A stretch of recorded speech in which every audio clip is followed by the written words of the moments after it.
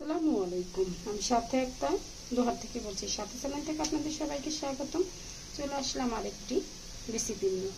আজকে আমি সাজানো বসা পাত্রা রান্না করবো, আর কিভাবে রান্না করবো সেটাই শেয়ার করছি।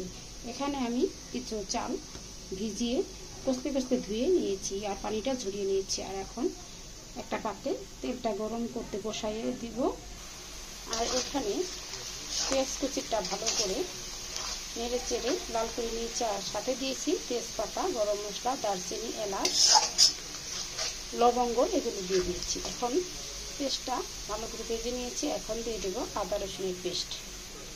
তো আদা রসুনের পেস্টটা দিয়ে দিচ্ছি।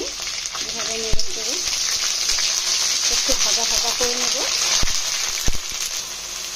একটু পানি দিয়ে দিলাম। তো পানিটা দিয়ে এখন নেড়ে চেড়ে নিচ্ছি। আর আদা রসুনের যে ফ্লেভারটা আছে সেটা থাকবে না, ভালো করে একটু ভেজে নেব।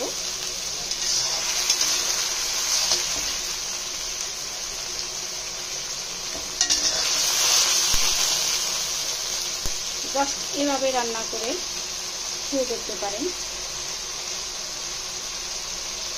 সাজানো বা বসাবা সে রেসিপি খুব ভালো লাগবে।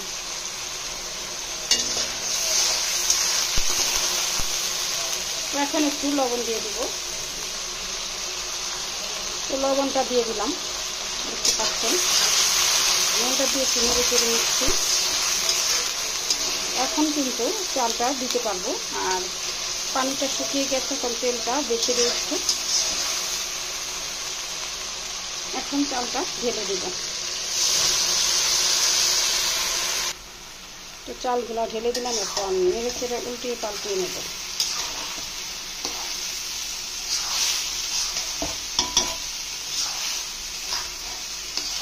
এখন কাঁচামরিচের ফালিটা দিলাম না।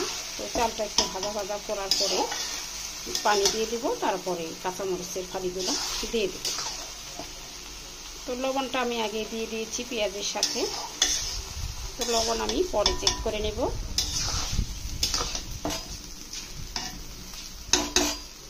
অনেকটাই পানি আছে দেখতে পাচ্ছেন। তো পানিটা একটু শুকিয়ে নেব, তারপরে আমি কষা ভাতের পানিটা দিয়ে দিব।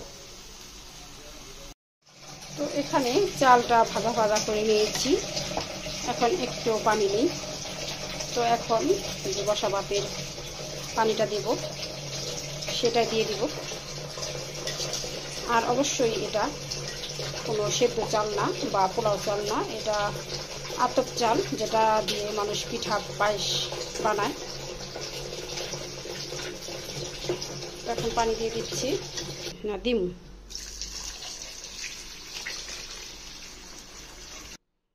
পর্যায়ে এই পর্যন্ত পানি দিয়ে দিয়েছি। তো অনেক অল্প পানি দিয়েছি, যেহেতু এটা আতপ চাল এমনিতেই সেদ্ধ হয়ে যায়, গলে যায়। যাতে একটু কম গলে সেজন্য একটু পানি কম দিলাম। তো এখন ঢেকে দিব। তো ঢাকা দিয়ে দিলাম। এখন ঢাকনাটা তুলে নেব আর একটু নাড়াচাড়া দিয়ে দিব।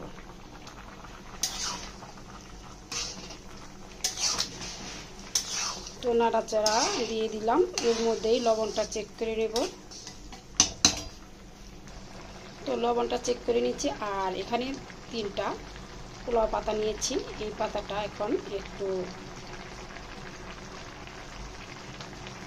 আগুনে পুড়ে তারপরে এই পোলাও পাতাটা দিয়ে দিব, যাতে এই বসা ভাত বা সাজানো ভাতটা অনেক বেশি ফ্লেভার হয় আর মজাদার হয়, তার জন্য।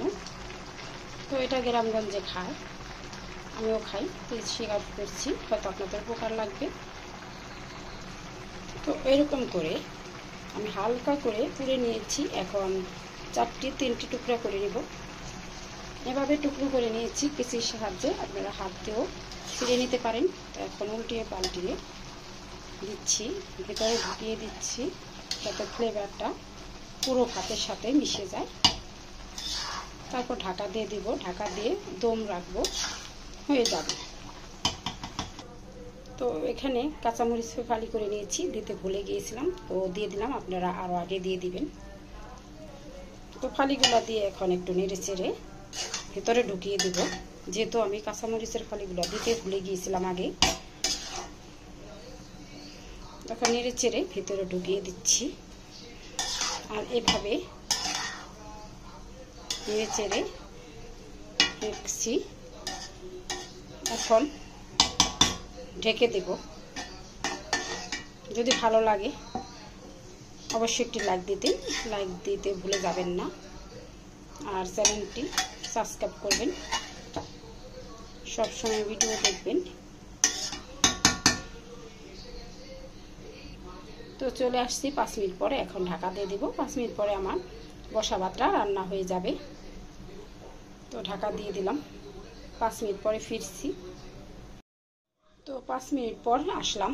এখন ঢাকনাটা তুলে নিচ্ছি। এখন আরেকবার নেড়ে চেড়ে নিচ্ছি। তো ওয়াও, হয়ে গেছে আমার সাজানো বা বসা ভাত। পোলাও চাল লাগে না, এভাবে রান্না করলে যে কোনো চাল দিয়েই রান্না করতে পারবেন। খুব মজার বসা ভাত, বিরিয়ানি বা পোলাওকে হার মানিয়ে দিবে। এর সাথে যদি কয়েক ধরনের ভর্তা হয় তাহলে আরও বেশ খেতে লাগে। তো রান্নাটা আমার হয়ে গেছে। তো কেমন লাগলো আমার এই বসা ভাত বা সাজানো ভাতটা রান্নার রেসিপি? যদি ভালো লাগে আমার চ্যানেলের পাশে থাকবেন। তো আজকে এ পর্যন্তই। আরেকটি রেসিপি দেখার আমন্ত্রণ রইল। সবাই সুস্থ থাকবেন, ভালো থাকবেন। খুদা হাফেজ।